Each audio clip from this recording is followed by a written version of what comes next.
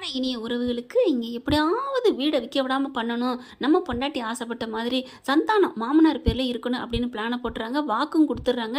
இங்கே பாரு காவேரி, நீ கவலையே படாத, அந்த வீடை விற்கவும் வேணாம், உன் பேருக்கு வரவும் வேணாம், உன் அக்கா தங்கச்சி மனசும் நோக வேணாம், உங்கள் அப்பா பேரில் இருக்கும் அப்படின்னு சொல்லிட்டு, அப்படி எப்படி முடியும், அதுக்கு தான் பேய் பையன் இருக்கே அப்படின்னு சொல்லிட்டு நடிக்கிறாங்க இல்லையா. பேய் பயத்தையும் காமிக்கிறதுக்காண்டி வேஷ்டியில் கரும்புள்ளி செம்புள்ளி குத்தி வச்சுக்கிட்டு நடிக்க ஆரம்பிக்கிறாங்க. அப்படி பார்த்தா ஜன்னல்லையும் லைட்டாக பார்த்துட்டு அலறி அடிச்சிடுறாங்க காவேரியும். அடுத்து பார்த்தா காவேரி ரூமில் போய் படுக்க வச்சுக்கிறாங்க.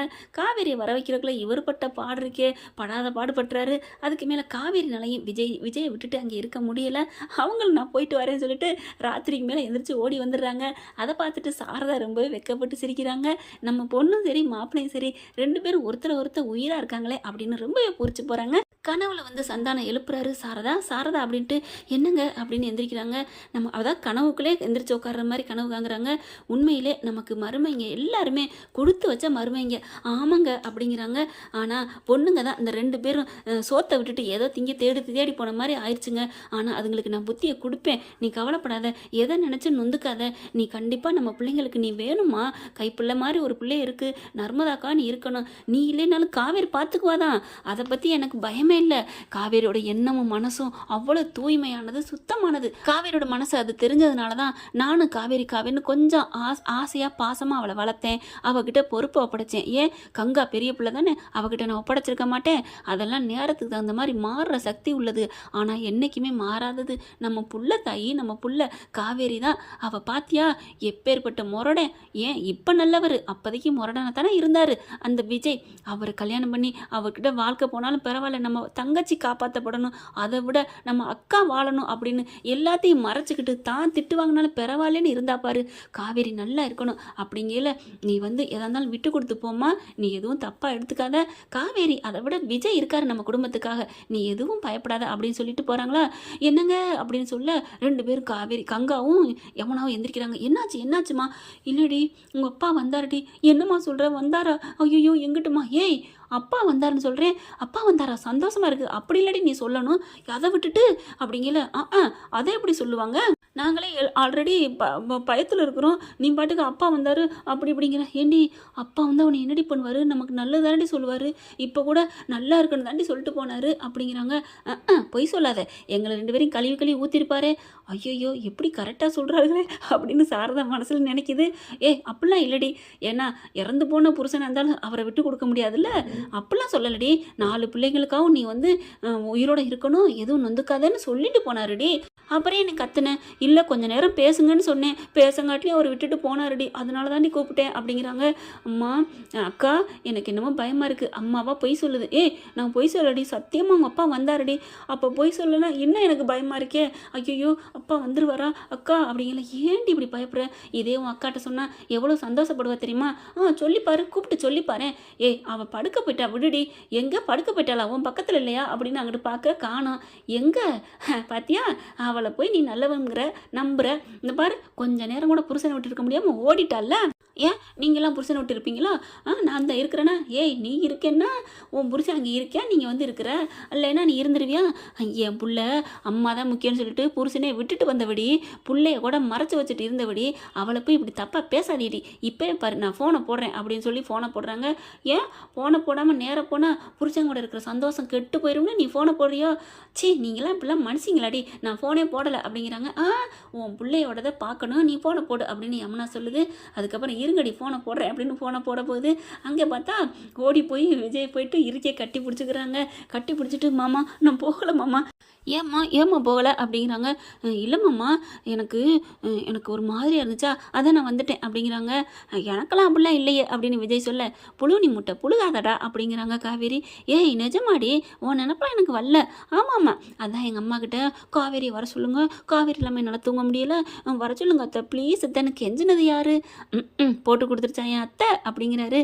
போட்டெல்லாம் கொடுக்கல, என்னைய கூப்பிட்டாங்க போக சொன்னாங்க.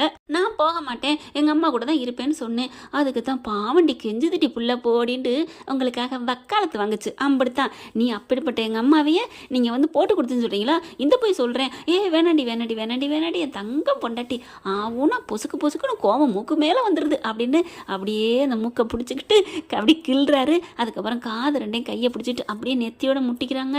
அழகாக அப்படியே தோளோட சாஞ்சிக்கிறாங்க. என்னென்ன விதத்தில் போஸ் கொடுக்கணுமோ அவ்வளோ அழகாக கொஞ்சிக்கிறாங்க வச்சுக்கிறாங்க. காதல் அப்டேட் போஸ்ட் அப்படின்னா நம்ம காவேரி விஜய் போட்டு ரொமான்ஸ்னு போட்டால் போதுங்க. வீக்கா ரொமான்ஸ்னு போட்டால யூடியூப்பில் அள்ளி கொட்டுதுன்னு தான் சொல்லணும். அடுத்து பார்த்தா அந்த நேரம் பார்த்து தான் சாரதா ஃபோன் அடிக்குது. ஃபோனை பார்த்தோன்னே எங்கள் அம்மா அப்படிங்கிறாங்க. எடு எடு அப்படிங்கிறாங்களா? எடுக்கலாம் வேணாம் அப்படிங்கிறாரு விஜய். ஏன் அப்புறம் அம்மா ஏதாவது தப்பாக நினைக்கும், நினச்சிட்டு போட்டோம், மகனும் மருமையனும் நல்லா இருக்கான்னு நினைக்கட்டுமே, வேணாங்க அப்படின்னு டக்குன்னு 2 ரிங்கில் எடுத்துருது. பத்தியாடி என் பிள்ளை எடுத்துட்டாலும் இப்போ பேசு அப்படின்னு ஸ்பீக்கரை போடு அப்படிங்கிறாங்க. ஸ்பீக்கரை போடுறாங்க. காவேரி என்னம்மா எதுவும் பயமா இந்நேரத்தில் ஃபோன் அடிக்கிற? அப்படிலாம் ஒன்றும் இல்லடி, நீ எதுவும் இல்லைம்மா நான் கண்ணை மூடி தூங்கிட்டு தாம்மா இருந்தேன் அப்படிங்கிறாங்க. தூங்கினவ எப்படி 2 ரிங்கில் அடித்த அப்படி எடுத்த அப்படிங்கிற மாதிரி சாரதா கங்கா பார்க்குது. உன் சந்தேகம் எனக்கு தெரியுது, வா என் மூடு அப்படிங்கிறாங்க. இல்லை காவேரி தூங்கினவ தூக்கத்துக்கு எடுத்துட்டேனா எப்படி ஃபோன் எடுத்த அப்படின்னு சாரதா கேட்க, அம்மா என் கையில் பார்த்துக்கிட்டு இருந்த வாக்கில் தூங்கிட்டேன், ரிங் அடிச்சோன்னே கிடுக்குன்னு தூக்கி போட்டுச்சு, அட்டன் பண்ணிட்டேன் அப்படிங்கிறாங்க. பாத்தியாடி என் பிள்ளைய திட்டினீங்கல்ல அப்படிங்கிறாங்க. என்ன அம்மா அடுத்து சைலண்டாக பேசுது, ஏதோ நடக்கும் போல இருக்கே அப்படின்னு யோசிச்சுக்கிறாங்க. ஏங்க என்னாச்சுன்னு தெரியல, சரி என்னன்னு கேளு. விஜய் சொல்கிறாரு, என்னாச்சுமா என்ன அப்படின்னு கேட்க, ஒன்றும் இல்லடி, இதை நான் சந்தோஷமான விஷயமா துக்கமான விஷயமானு சொல்கிறதா தெரியலையடி. என்னம்மா சந்தோஷமா துக்கமானு நான் சொல்கிறேன், என்ன நடந்துச்சு சொல்லு அப்படிங்கிறாங்க. இல்லடி எனக்கு துக்கமாக கவலையாக தாண்டி இருக்குது, எனக்கு துக்கமாகவும் அழுகையும் வருது. ஐயோ என்னன்னு சொல்லி தொலையம்மா அப்படிங்கிறாங்க. சரி இரு நான் வர்றேன். அதெல்லாம் வேணாம், நான் ஃபோன்லேயே சொல்கிறேன், நீ என்னன்னு அங்கேருந்தே சொல்லு. சரி சொல்லு அப்படிங்கிறாங்க. உங்கள் அப்பா வந்தாருடி. என்னம்மா சொல்கிற, வந்தாரா எங்கே அப்படிங்கிறாங்க. கனவுல வந்தாருடி அப்படிங்கிறாங்க. கனவுலையா? ஐயோ நீ கொடுத்து வச்சோம்மா.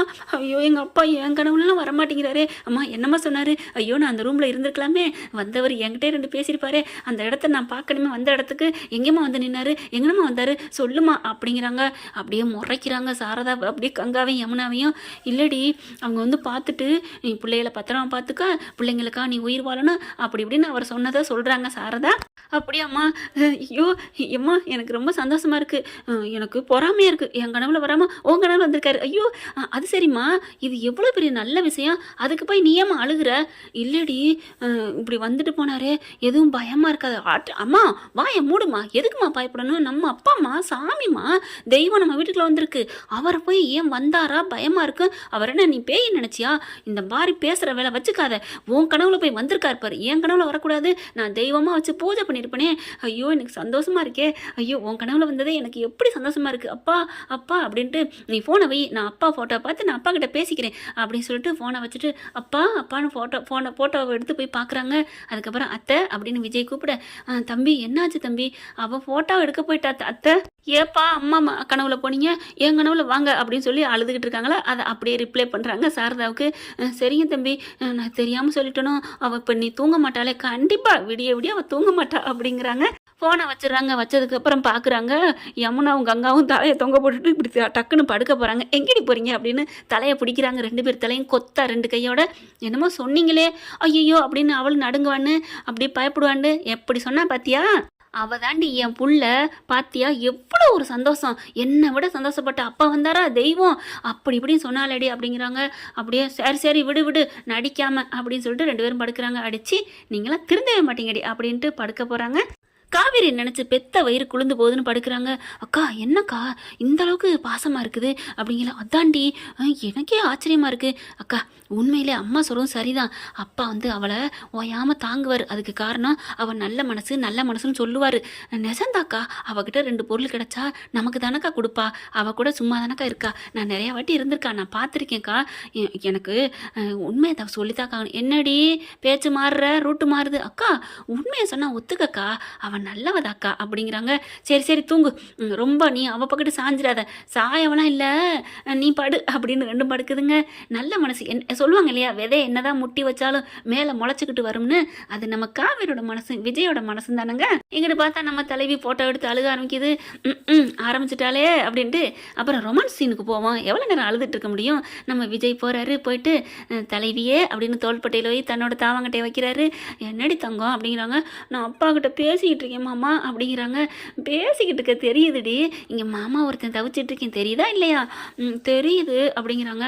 வாடி தங்கம் அப்படின்னு கழுத்தில் அப்படியே மூக்கை வச்சு உரசுறாரு. அந்த மூச்சு பட்டோன்னு போங்க சும்மா இருங்க அப்படிங்கிறாங்க. ஏய் அப்பா சந்தோஷப்படுவாருடி, இப்பெல்லாம் கொஞ்சனா அப்பா பார்க்குறாங்க போங்க. அதெல்லாம் ஒன்றும் சொல்ல மாட்டாருடி, அவர்லாம் அப்படி தான் அவங்க பொண்டாட்டி கொஞ்சிருப்பார். நீ வா அப்படின்னு சொல்லி கூப்பிட்றாங்க. நான் வரல போங்க அப்படிங்கிறாங்க. காவேரி என் ரொமான்ஸுக்கு நீ வராட்டியும் பேய் பயத்தை காமிக்கணுமா இல்லையா? ஆமாம்ல அப்படின்னு சொல்லிட்டு ஃபோட்டோ வச்சிடுறாங்க. ஏங்க நாளைக்கு காமிச்சுக்கோமா. ஏய் நாளைக்குலாம் எவனாவது வீடு வைக்க வந்துட்டாங்கன்னா என்ன பண்ணுறது? அது வந்துடக்கூடாது, உங்கள் அப்பா கனவுல வந்திருக்காரு அப்படிங்கிறாங்க. ஓ அப்படியா, ஆமாடி அப்படிங்கிறாங்க. சரிங்க அந்த வேஷ்டி எடுங்க அப்படிங்கிறாங்க. வேஷ்டி எடுக்கிறது இருக்கட்டும், என் தங்கத்துக்கு ஒரு முத்தம் அப்படின்னு சொல்லிட்டு டக்குன்னு கையை கொண்டு போய் கன்னத்தில் வச்சிடுறாரு. வச்சுக்கிட்டு அப்படியே கழுத்தோட ஏந்தி பிடிச்சிட்டு முத்தம் கொடுக்குறாங்களா. முத்தம் கொடுத்தோன்னே போதும் போதும் அப்பா பார்க்குறாங்க. ஐயோ இதை வேற அவன் ஞாபகப்படுத்திட்டு முதல்ல அந்த ஃபோட்டோ எடுத்து வேறு இடத்துல வைக்கணும். அப்பெல்லாம் முடியாது, அப்படின்னா முத்தமே இல்லை. சரிம்மா சரிம்மா சும்மா சொன்னேன்டி அப்படிங்கிறாங்க. அதுக்கப்புறம் ரெடி ஆகுறாங்க. இனிமேல் தாங்க பேய் பயத்தை காமிக்கிறதுல செம்ம ரொமான்ஸ் போகுது. ஓகே ஃப்ரெண்ட்ஸ், பார்க்கலாம் என்ன நடக்க போகுதுன்னு. இந்த பதிவு உங்களுக்கு பிடிச்சிருந்துச்சுன்னா உங்கள் பொண்ணான கையில் லைக்கை போட்டு சப்ஸ்கிரைப் பண்ணிடுங்க. Thank you friends.